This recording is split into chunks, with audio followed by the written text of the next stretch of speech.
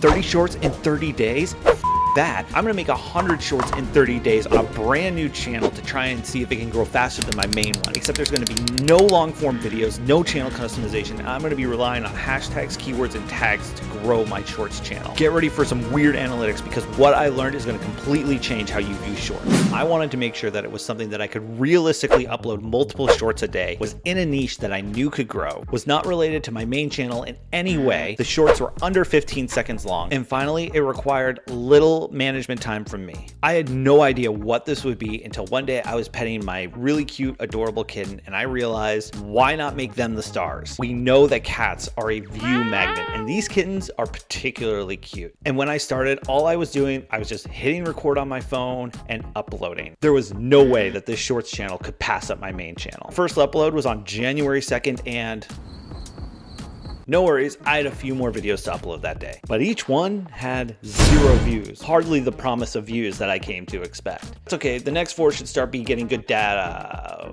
I uploaded 16 shorts in the first 2 days, and hello, darkness, my old friend. At this point, I was feeling pretty proud of myself because knowing that like hashtags and keywords and that stuff don't matter to shorts. Wait, how the hell did a short that I uploaded 3 days ago get over 2,000 views? And now the subscriber count has drastically jumped up. On day 4, this short got 928 views. That's okay, it still hasn't caught up to my main channel. Oh no, another short just got 1,100 views. It's okay, views aren't everything, it's all about What? Over 100% retention rate? This video is literally me just recording my cats sleeping. After the first week, the shorts channel had 19 subscribers and 9,100 views compared to my main channel, which had 1,350 views and 10 new subscribers. At this point, I am sweating a little bit. There is no way I can stop this kitten view shorts train. By the 3rd week, the shorts channel had easily passed my main channel on subscribers gained for that month. But you know, at least it didn't pass the total. Oh, what? 66 subscribers on the very last day of the month? So in 1 month and 100 shorts later, this channel got just as many subscribers as my main channel where I was uploading long form, short form. I've been working on it for 3 months. I put so much time, energy into it. My ego is certainly bruised. But that's not the end of the story because there are some analytics and it's going to be really up. The total number of views was 22,929 with 66 subscribers. That's really weird because I'm used to the 1 to 3% views to subscriber rate. The other weird thing was that the videos that hit always had a ton of likes, over a 90%, about a 92% like ratio. And the retention was always really good. The channel's average retention rate was 125%. And yet some shorts, most of the shorts had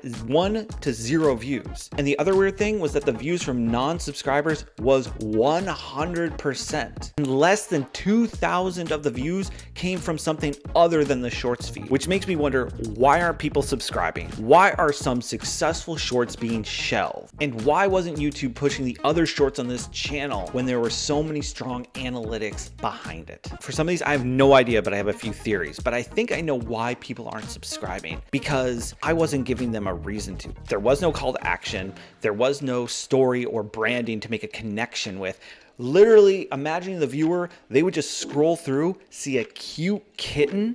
As soon as they scroll past it, they forget about it completely. Why were some shorts getting promoted and why were some shorts not getting promoted? I really have no idea, but I have a theory. I don't think YouTube knew enough about the channel or who the audience is supposed to be, because it was just kind of throwing it out there. And I didn't really give it any good signs by trying to focus on a particular type of cat fan. And even though these are surface level good numbers, I took away some very valuable lessons that I think we can all learn from shorts. Make sure you have an outline, make sure you have a purpose, make sure you have a reason to make the short. In other words, treat your short like a long form video. You have to keep it so short and so condensed. You have to be sure that you are either teasing the story, giving a little value, and you got to keep that under 15 seconds long because people's attention span on shorts is really, really small. The third lesson is something I mentioned before, but give people a reason to subscribe or to watch or to click on something else. That call to action is going to be super valuable. Lesson number 4, make sure you leave some of the information